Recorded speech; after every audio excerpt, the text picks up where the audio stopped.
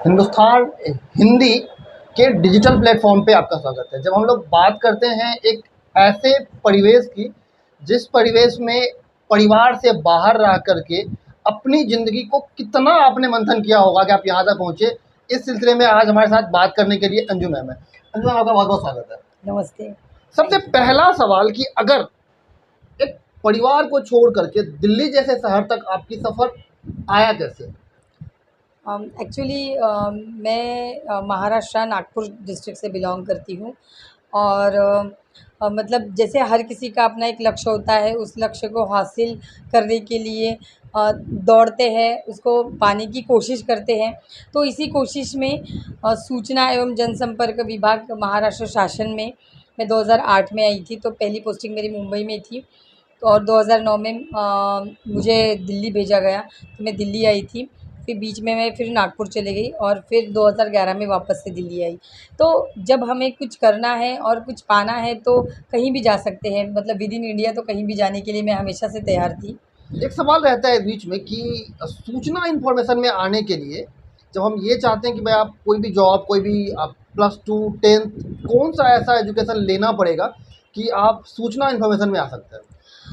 देखिए, सूचना एवं जनसंपर्क विभाग जैसे किसी भी सूचना के क्षेत्र में अगर आपको जाना है, तो पहला तो आपका ग्रेजुएशन कंप्लीट होना ज़रूरी है, एक। और दूसरा, अगर आप लिखते हो या साथ-साथ किसी वर्तमान पत्र, समाचार पत्र में काम करते हो, तो वो आपके लिए एक प्लस पॉइंट होगा। पर ग्रेजुएशन कंपल्शन है और अभी मतलब आफ्टर 2000 के बाद, वर्ष 2000 के बाद हर किसी गवर्नमेंट ने पत्रकारिता के कोर्स कंपल्शन किया हुआ है। चाहे वो आप करस्पॉन्डेंट करें, चाहे वो आप किसी कॉलेज में से करें, तो सर्टिफिकेट या डिग्री ये कंपल्शन ही किया है गवर्नमेंट ऑर्गेनाइजेशन में जाने के लिए। तो ग्रेजुएशन के बाद वो करना ज़रूरी है और उसके बाद आपका पत्रकारिता का अनुभव भी इसमें काउंट करता है और उसी के बाद आप कहीं पर भी किसी भी विभाग की जनसंपर्क की जगह जगह निकलती है, वहाँ पर आप अकॉर्डिंगली आपके अनुभव के आधार पर फ़िलअप कर सकते हैं और भर सकते हैं। जैसे भारतीय सूचना विभाग है, उसमें कर सकते हैं, उसमें भी बहुत है। रेलवे में पीआर का है, गवर्नमेंट ऑफ महाराष्ट्र का भी है। वैसे सारे गवर्नमेंट ऑफ इंडियाज़ के सारे राज्यों के गवर्नमेंट विभाग है जिस पर सूचना कार्यालय में काम किया जाता है। टूरिज़्म एक विभाग है जहाँ पर सूचना कार्यालय का सूचना मतलब पत्रकारिता से रिलेटेड है, जिसे जहाँ हम काम कर सकते हैं। तो अभी तो निजी क्षेत्र में भी पीआर को लेकर बहुत बड़ा एक खुला मैदान खड़ा है आपके पास में, अगर आप पीआर में काम करना चाहते हैं तो। और साथ ही साथ गवर्नमेंट में भी इंफॉर्मेशन ऑफिसर पीआरओ हर ऑर्गेनाइजेशन में डेप्यूट किया हुआ है।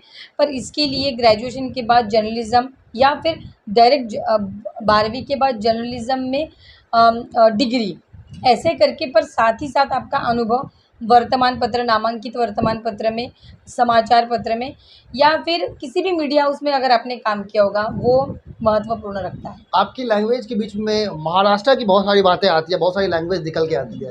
तो मुझे लगता है कि नागपुर से आपने पढ़ाई की थी, तो वो स्कूल और कॉलेज कैसा था जिससे आप यहाँ तक आए? मैं बहुत खुशनसीब हूँ, मेरे कॉलेज स्कूलिंग जो है वो एक बहुत अच्छा स्कूल रहा है। मेरा फर्स्ट टू 10th तक saint Ursula girls high school में मेरा एजुकेशन हुआ है और वो स्कूल 1858 की है। 1858 की स्कूल है वो। 1958। 1858। अच्छा। 1858 मतलब इतना पुराना स्कूल है वो, 150 साल से ज़्यादा हो गया है उस स्कूल को। तो उस स्कूल की मैं स्टूडेंट हूँ और वो स्कूल एक में वह ऐसा स्कूल था हमारे वक्त कि जिसमें Marathi, Hindi, English, semi English ऐसे चारों भी सेक्शंस हुआ करते थे। और आज तो उसमें और बहुत ज़्यादा भरपाई हो गई है और पहले तो फर्स्ट टू 10th था, अभी तो 12th तक हो गया है। तो एक वो ऐसा स्कूल था जिसके बारे में मुझे बताते हुए बड़ा गर्व महसूस होता है। और जैसे मैं अनुसूचित जाति से बिलोंग करती हूँ। तो मुझे वैसे ये कहने में कोई कम या कोई ग्लानि महसूस नहीं होती। जो है नहीं, हम वो सभी है। एक इंसान हैं और हाँ, पढ़ाई एजुकेशन पर सबके लिए वो बराबर है। हमारी स्कूल जो थी central school girls high school, उसमें ज़्यादातर हमारे नागपुर के जो मध्य नागपुर का भाग है जहाँ इस कम्युनिटी के लोग ज़्यादा रहते हैं, वो बच्चों को कम फीस में उस वक़्त उपलब्ध कराया गया स्कूल है। ये बहुत अच्छी बात थी उस वक़्त से लेकर आज तक की। और मेरा 12th का पास आउट मतलब 11वीं और 12वीं मैंने कॉमर्स स्ट्रीम से किया था। और वो भी एक ऐतिहासिक स्कूल था मेरा, जिसका नाम था ज़ाइबाई चौधरी ज्ञानपीठ। ज़ाइबाई चौधरी ये ऐसी महिला थी जो ऐसी मतलब पहली अनुसूचित जाति की महिला थी जिसने स्कूल खोला था, और हमारे स्कूल को 100 साल लगभग हो गए हैं। और मैं बड़ा फ़क्र से बताऊँगी कि मुझे 10th स्टैंडर्ड में सिर्फ 51.47% मिले थे, पर फर्स्ट अटेम्प्ट में पास हुई थी, तो घर वाले बहुत खुश थे। पर 12th स्टैंडर्ड में जब मैंने थोड़ा मेहनत किया और स्कूल की तरफ से भी मेहनत कराई गई, तो इसका नतीजा ये हुआ कि 1998 में 98 में मैं कॉमर्स स्ट्रीम से अपने नागपुर ज़िला से 8th मेरिट स्टूडेंट आई थी। तो ये बदलाव था बहुत बड़ा, और उसके बाद से ही ये लगा कि हमें कुछ न कुछ करना है। और नागपुर में सरकारी कॉलेज है, वसंतराव नाईक विज्ञान संस्था, जिससे मेरा ग्रेजुएशन कंप्लीट हुआ है। उसे मॉरिस कॉलेज के नाम से भी जाना जाता है, जो मतलब ब्रिटिश के टाइम का ही था। उसके बाद में वसंतराव नाईक जो महाराष्ट्र के कृषि मंत्री रहे और बहुत सारा बदलाव किया उन्होंने, तो वही कॉलेज में मैंने अपना डिग्री हासिल किया। पर उस टाइम मैं लर्न और अर्न करती थी, तो काफ़ी नहीं जा पाई कॉलेज में। पर ये 3 ऐतिहासिक रहे मेरे लाइफ में। आपने एक अच्छा सवाल उठाया कि आप अनुसूचित जाति से आते हैं, तो उस जाति के लोग आज भी ये फ़क्र महसूस करते हैं कि मैं उस जाति से हूँ। इतने बड़े पोस्ट पे आप आ चुके हैं, तो आप अपने से जूनियर को क्या सलाह देना चाहते हैं? हाँ, मतलब देखिए जो है तो वो है, वो तो छुपाने से छुपने से रहा है, ठीक है? वो तो जैसे अगर आप नाम मतलब भारत में तो एक प्रथा है ना कि नाम के पीछे हम सरनेम लगाते हैं, तो आप सरनेम लगाते हो तो भी पता चलता है, आपने बाबा साहब की तस्वीर लगा ली तो भी पता चलता है, ठीक है? तो ये कोई अलग बात नहीं है, हर कोई किसी न किसी कम्युनिटी से बिलॉन्ग करता है, और 4 ही सेक्शन है, जनरल, ओबीसी और शेड्यूल कास्ट, शेड्यूल ट्राइब, तो किसी न किसी से कोई ना कोई आता है, तो मैं मेरे शेड्यूल नज़र में कास्ट है। 2 ही सेक्शन है, मेल और फीमेल, ये बाकी तो बहुत नहीं अच्छी बात है। है। तो पर अब ये है कि अभी देखिए पहले तो ऐसा था जब पढ़ते नहीं थे और समझ नहीं थी इतनी, तो ठीक है कि कम और ज़्यादा महसूस होता था, नीच और ऊँच। पर जब से समझ आई है, और जैसे मैं नागपुर से बिलॉन्ग करती हूँ, डॉक्टर बाबा साहब अम्बेडकर ने 1956 में 14 अक्टूबर को नागपुर में धम्म दीक्षा का फंक्शन किया था, मतलब प्रोग्राम हुआ था, धम्म चक्र प्रवर्तन के नाम से जाना जाता है वो। और थ्रू आउट द भारत के लोग दशहरे के दिन वहाँ पर आते हैं और एक प्रेरणा लेकर जाते हैं। तो हम भी जब जाते थे तो किताबें लेकर आते थे और किताबें पढ़ते थे। तो पढ़ाई के कारण ये महसूस हुआ, और कि कोई छोटा-बड़ा नहीं होता है। आप तो पढ़ो और जितना किसी को प्रेरणा दे सकते हो, जितना किसी में ऊर्जा दे सकते हो, देने की कोशिश करो। तो यही करते आए हैं और करते रहेंगे। मेरे नज़र में मेल और फीमेल 2 क्लास है। तो चूँकि आप फीमेल हैं, तो बहुत सारे मेल दोस्त भी होगा आपका। आज कितने मेल दोस्त आप टच में हैं? हाँ, नहीं बहुत बहुत है। बहुत है, बहुत है।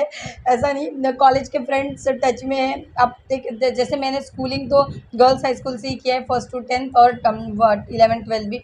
पर हाँ, जो कॉलेज में थे फर्स्ट ईयर टू ग्रेजुएशन, उसका अब भी एक ग्रुप है। जो जर्नलिज़्म में थे वो भी अब तक अटैच्ड हैं, और विद इन सर्विस में जो बैचमेट्स हैं वो भी अटैच्ड हैं। और ऐसा भी होता है कई दफ़े कि जब सलाह लेने की बात होती है, कुछ एक पैनिक सिचुएशन हो गई, उससे निकलना मुश्किल हो गया, तो मैं हमारे बैचमेट हैं, उनसे उनसे ही सलाह लेती हूँ, और उनकी सलाह ज़्यादातर फ़ॉलो भी करती हूँ। ये होता है कि उनका मुझे योग्य डिसीज़न लगता है एज़ अ थर्ड पर्सन के तौर पर। तो हाँ, दोस्त तो बहुत है, मतलब बिना दोस्त के तो मैं रह ही नहीं सकती हूँ। ये एक बात यहाँ है। यहाँ एक सवाल और निकल के आता है कि जब आप एक अच्छे हेल्दी एनवायरनमेंट में रहते हैं, एक फैमिली और एक दोस्तों के बीच में रहते हैं, तो ऐसा फ़ील होता है कि ये इस जाति से है, ये इस जाति से है, और ये मुझे भाव नहीं दे रहा है, या ये मुझे इस जाति के होने की वजह से ऐसा डिस्टर्ब कर रहा है। नहीं, मैत्री में फ्रेंडशिप में तो ऐसा कभी नहीं लगा, कभी भी नहीं लगा। मतलब अब दिल्ली में तो मेरे जो बहुत ही करीबी दोस्त हैं, मेरी फ्रेंड्स हैं, वो तो मेरी कम्युनिटी से नहीं बिलॉन्ग करती है, ठीक है। पर मतलब दिन में एक बार उनसे बात होती है, वो तो मेरे घर के सदस्य ही है, ठीक है। मतलब ये तो कभी दूजा भाव ना उनकी ओर से हुआ है, ना मेरी ओर से हुआ है। कभी-कभी मैं ही उनको ज़्यादा ज्ञान दे देती हूँ, ऐसा होता है। मतलब जागरूकता होने के कारण में भी ऑफ़िस प्रोफ़ाइल और जो पढ़ा है वो कहीं न कहीं बाहर निकल कर आता है और बहुत तार्किक तरीके से हम व्यवहार करते हैं, इसीलिए भी शायद। पर ऐसे मैत्री में तो कभी नहीं आया है, बिल्कुल नहीं आया है। आखिरी सवाल कि परिवार, चूँकि आप एक माँ भी हैं और पिछले 5, 6, 10 साल लगभग हम कह सकते हैं कि हम एक-दूसरे को जानते हैं। तो एक माँ होने के बाद आप ऑफ़िस कैसे मेंटेन करते हैं? चूँकि आप इन्फॉर्मेशन में हैं, तो रात, दिन, सुबह, शाम कभी भी जॉब पे आपको आना पड़ सकता है। देखिए ऐसा है कि मतलब चुना तो हमने ही है, ठीक है? माँ होना भी मैंने ही चुना है और जॉब करना भी मैंने ही चुना है। तो जब हमने चुना है तो उसको निभाना पड़ेगा। हाँ, थोड़ा-सा इम्बैलेंस 60-40 का हो जाता है कभी-कभी, 50-50 तो किसी का नहीं होता है, ठीक है ना? इतना बैलेंस तो मे बी सर्कस के लोग ही कर सकते होंगे, एज़ अ ह्यूमन बीइंग हम तो नहीं कर सकते। मतलब हम तो लाइफ़ जीते हैं ना, यूजुअली जैसे सिविल्स लोगों में जो हम सिविलाइज़ेशंस लोग हैं, तो ये तो 60-40 का चलते रहता है। कभी जल्दी पहुँच गए ऑफ़िस में, कभी देर से पहुँच गए। और अभी तो बच्चों को ये पता हो गया है कि अपनी मम्मी और पापा एक ही फ़ील्ड में काम करते हैं। वो मेरे हस्बैंड भी जर्नलिस्ट हैं, दैनिक भास्कर में, दिल्ली में ही हैं। तो ये पता है कि दोनों को एक साथ होगा, तो मैनेज हम दोनों भी करते हैं। मतलब पापा भी मम्मी हैं, मम्मी भी पापा हैं, तो ऐसे बैलेंस करते हैं और बच्चे भी उसी तरीके से ढल रहे हैं, ये अच्छी बात है। अगर आपको देख कर के कोई शेड्यूल कास्ट का या कोई जनरल कास्ट का या कोई कास्ट को छोड़ के मेल और फीमेल एक बच्चा या एक यंगस्टर अगर आपको अभी देख रहा होगा, तो वो ये सोचेगा कि मुझे अगर इंफॉर्मेशन डिपार्टमेंट में जाना चाहिए तो उनके लिए क्या क्या करना चाहिए उनको? जैसे कि मैंने इसके पहले भी बताया आपको कि पढ़ाई तो करें मतलब पढ़ाई करते रहें और साथ-साथ पढ़ते रहें। मतलब apart from your studies curriculum एक न्यूज़पेपर तो रोज़ रीड करें, कंपल्शन है। अगर जर्नलिज़्म के फ़ील्ड में आना चाहते हो, तो न्यूज़पेपर में आप टीवी भी देखिए, नो डाउट टीवी भी देखिए, पर आपको लिखना आना चाहिए। लिखना आने के लिए आपको प्रैक्टिस करना ज़रूरी है और आप सिर्फ़ मोबाइल पर, कंप्यूटर पर प्रैक्टिस करने से अच्छा है आप हाथ से लिख कर प्रैक्टिस करें, क्योंकि जो आप सोचोगे ना वो हाथ में निकल कर आपके लेखनी से उतरेगा। इसीलिए लिखने की प्रैक्टिस करें और अगर आपको खबरों में आना है तो आप खबरों के भी लिखने की प्रैक्टिस करें। आपको हिंदी में आना होगा, इंग्लिश में आना होगा, किसी भी लैंग्वेज में आना होगा, तो आप एक अखबार को निकाल कर देखिए, 1 खबर, 2 खबर लिखिए, सोचिए उस तरीके से और पढ़ते रहिए। मतलब किताबें पढ़िए, आपको जो-जो पसंद है उस हिसाब से किताबें पढ़िए, ताकि आपके और ज्ञान कभी वेस्ट नहीं जाता है। मतलब जो भी पढ़ते हो ना, कहीं न कहीं दिमाग में इकट्ठा होता है। आप किसी भी विषय में बहुत अच्छा कर सकते हैं और आज तो इतना वाइड हो गया है ना, इतना मतलब हम कह सकते हैं कि हर क्षेत्र में करियर है, लिखने के हर क्षेत्र में करियर है। चाहे वो मिट्टी हो, चाहे आसमान के तारे हो, हम किसी में भी करियर कर सकते हैं। समंदर के मछलियों पर लिख सकते हैं, मतलब साइंस से लेकर हर चीज़ पर लिख सकते हैं। तो अपनी-अपनी फ़ील्ड से जो अच्छा लगता है उस पर लिखें, पढ़ें और ग्रेजुएशन कंप्लीट करें, साथ में जर्नलिज़्म कंप्लीट करें और फिर इस क्षेत्र में कोशिश करें, ज़रूर मिलेगा। लिखने का जो टाइम है, मतलब लिखने का जो लैंग्वेज है, वो चूँकि आप हिंदी में, मराठी में, इंग्लिश में लिख ही लेते हैं, तो 4 3-4 क्या एक स्टूडेंट लाइफ में लैंग्वेज का ज़्यादा होना मास कम्युनिकेशन को बताता है? हाँ, बिल्कुल। देखिए एक्चुअली महाराष्ट्र में कैसे कि त्रैभाषिक कंपल्शन है। मतलब हमारा फर्स्ट लैंग्वेज मराठी है, हम सेकंड लैंग्वेज हिंदी और थर्ड लैंग्वेज इंग्लिश है। तो throughout the first to 10th usually ये 3 भाषाएँ आपको आती ही है, आना चाहिए और वो लिखना, बोलना और समझना आना चाहिए। तो ये तो खुशनसीब है हम कि हमें 3 लैंग्वेज तो आती ही है। और जो नॉर्थ इंडिया में उनका तो जो माय बोली कहते हैं, जो मातृभाषा कहते हैं, जिसे हम लिखते नहीं हैं पर हम बोलते हैं, तो उस लैंग्वेज में भी हम छोटी-छोटी पत्रिका निकाल कर सकते हैं करियर। मतलब अपनी ओन भाषा को हमें मरने नहीं देना चाहिए, चाहे वो मातृभाषा है हो या फिर वो जो प्रसार की मेन स्ट्रीम की लैंग्वेज कहते हैं हम, वो भाषा हो। तो ये सभी भाषाएँ आना बहुत ज़रूरी है, क्योंकि कभी-कभी हम मतलब जो मेन स्ट्रीम की लैंग्वेज है उसमें अगर हम अपने बोली भाषा का एक आध शब्द डालकर, एक आध वाक्य जोड़कर उसे बोलते हैं तो उसका लहज़ा और उसका मज़ा कुछ और ही आता है। तो बोलते रहिए, लिखते रहिए, कहते रहिए और पढ़ते रहिए। फिर इसी के साथ हम और किसी से मुलाकात करवाएँगे आपको, तब तक के लिए धन्यवाद। इस वीडियो को लाइक करें, शेयर करें और कमेंट करके हमें अपना फीडबैक जरूर दें।